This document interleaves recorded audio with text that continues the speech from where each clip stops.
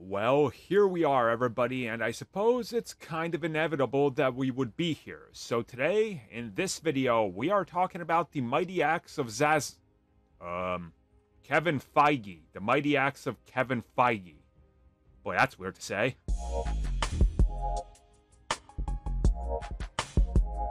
Well, here we are, everybody. So, a lot has gone on in the last, let's just say 12 hours or so.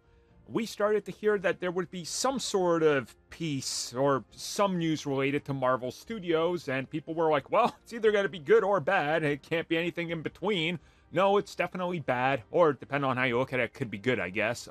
Either way, though, Variety has a article that goes on into many of the happenings in Marvel Studios, which we're going to try to cover all of it. Just bear with us for a while. There's going to be a lot of fallout from this, as there typically is once something like this happens, and then more of the more reputable outlets add upon it and what they heard, and then, of course, insiders and everybody else is going to follow. So we're going to be covering this for quite a while, believe me. But what is reported is that over this last year, Marvel Studios, specifically Kevin Feige, has went into chop shop mode and literally is just cutting everything apart, looking at what they got, and making some tough decisions. This includes canceling 10 plus projects that were in various stages of development.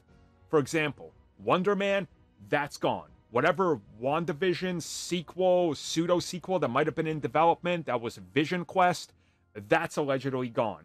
Other projects, new limited series that were being planned, other things that haven't even been announced that were slated to be announced because we saw some leaks, in regards to name registrations and all that. Allegedly, that's all gone now. They're completely starting back from chapter one, looking at what can we commit to that makes sense and don't just toss out content out there in terms of Marvel Studios branding that might not contribute to the bigger picture and the bigger overall idea for what they're going for.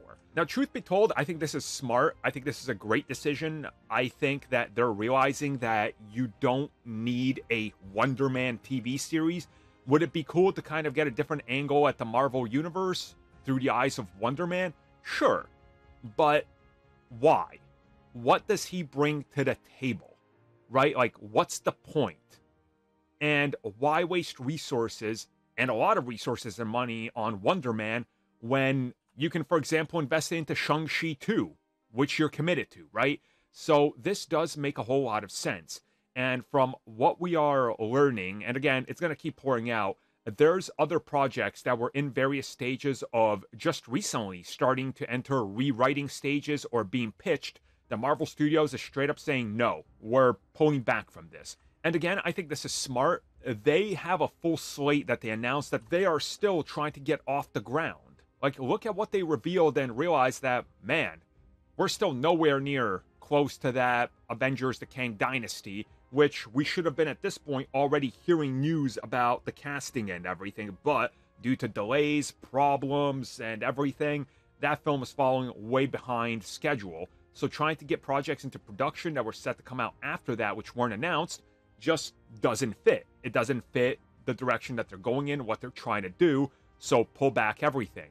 I think this is for the best. I honestly think that we're going to keep getting more and more news in regards to what they're going for, and we're going to see a Marvel Studios that kind of goes back to basics. And I think that there's going to be, obviously, some uphill battles to still fight, but this is honestly a great and smart decision. We don't need to get to the CW-fication of everything Marvel Studios all the time. Let's hang back a little and see what they can build up, and then try to maybe add a little additional extra content instead of literally producing 6 to 8 projects year-round at one time. Like, that just doesn't make sense. Because as we learned, they were stretched too thin, and everything suffered due to it.